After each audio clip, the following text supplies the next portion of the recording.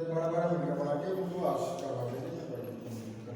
बच्चों, आज हम पढ़ेंगे किशोर अवस्था के बारे में। मैं आपको शैशवावस्था और बाल्य अवस्था के बारे में पढ़ा चुकी हूँ। जो किशोर अवस्था है, उस अवस्था का समय 12 से 18 वर्ष तक रहता है। किशोर अवस्था के बारे में स्टेनले हॉल ने कहा है, किशोरावस्था संघर्ष, तनाव, तूफान की अवस्था है।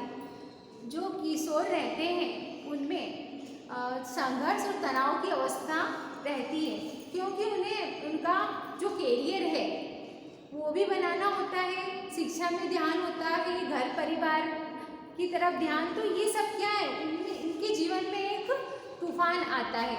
उनके जो शारीरिक परिवर्तन होने लगते हैं, जो बालक हैं उनमें लड़के, उनमें दाढ़ी मूंछ का आना स्टार्ट हो जाता है, और जो बालिका होती हैं उनमें मासिक धर्म प्रारंभ हो जाता है। तो इस आयु में बच्चे तूफान और संघर्ष के समय से गुजर रहे होते हैं, इसलिए इसे संघर्ष, तनाव और तूफान की अवस्था कहा है।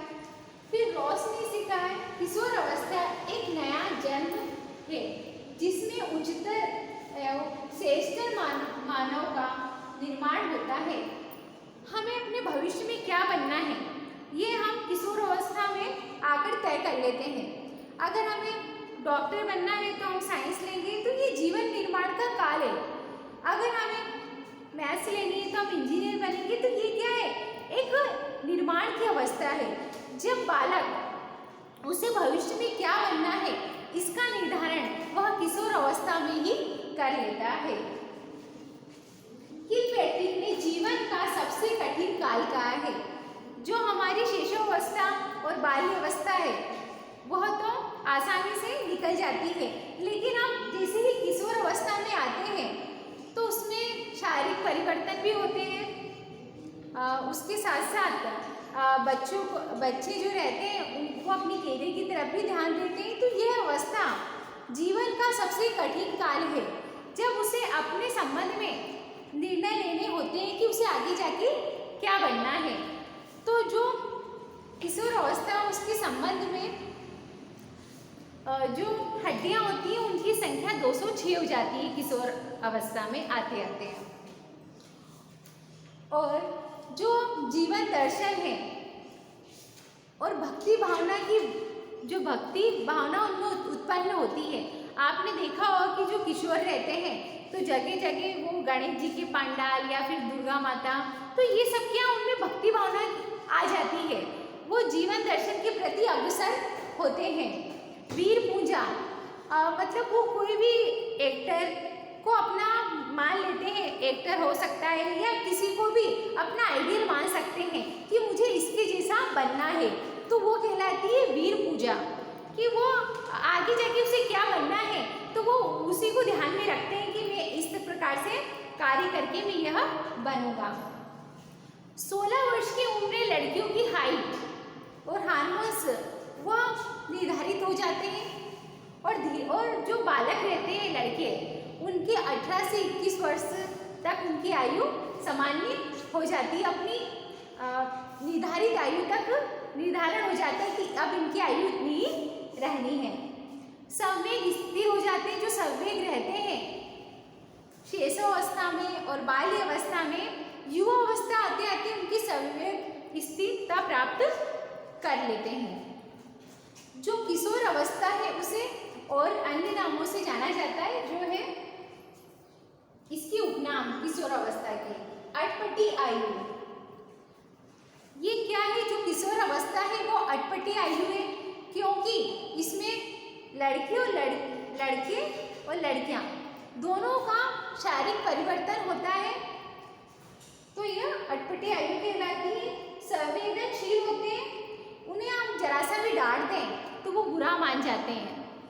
अगर हम उन्हें कुछ कह दें क्लास में तो वो उन्हें बुरा लगता है कि मेरी सबके सामने इंसल्ट हो गई है, वो अपमानजनक महसूस करते हैं। तो ये क्या है, ये है संवेदनशील होते हैं उस अवस्था में, किशोर अवस्था में।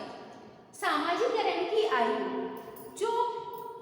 बालक और बालिका अब वह समझने लग जाते हैं तो वो समूह में रहना पसंद करते हैं।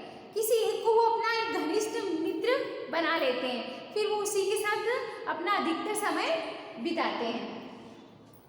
आत्मनिर्भरता की आयु, जो हमने पढ़ा था कि शैशवावस्था में जो बालक बच्चा रहता है वो अपनी माता पे निर्भर रहता है, माता या परिवार के अन्य सदस्यों पर। लेकिन किशोर अवस्था में एक बालक आत्मनिर्भर बन जाता है। अब वो अधिकतर कार्य अपने स्वयं करता है। परिपक्वता का काल, इस अवस्था में आते आते वो परिपक्व हो जाता है, उसे क्या अच्छा है क्या बुरा है ये समझने लग जाता है। स्वर्ण काल, जीवन का स्वर्ण काल, क्योंकि वो अपने आप को, अगर लड़की है तो अपने को किसी सुंदरी से कम नहीं समझती, लड़का भी वो अपने आप को बहुत सुंदर समझता है। तो ये क्या स्वर्ण काल है उनका, वो बार बार कांच के सामने जाएंगे, कांच या मिरर और शीशा, वो अपने आप को निहारेंगे, बार बार कंघा करेंगे। तो ये सब क्या है, ये किशोर अवस्था की निशानी है।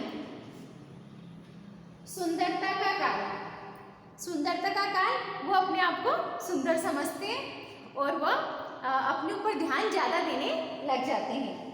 लैंगिकता का काल, जो बालक अपने से विपरीत लिंगियों के प्रति आकर्षित होते हैं। अगर बालिका है तो वह लड़कों की तरफ आकर्षित होगी और लड़के हैं तो लड़कियों के प्रति आकर्षित होंगे। तो ये क्या है, विपरीत आकर्षण का काल भी कहलाता है।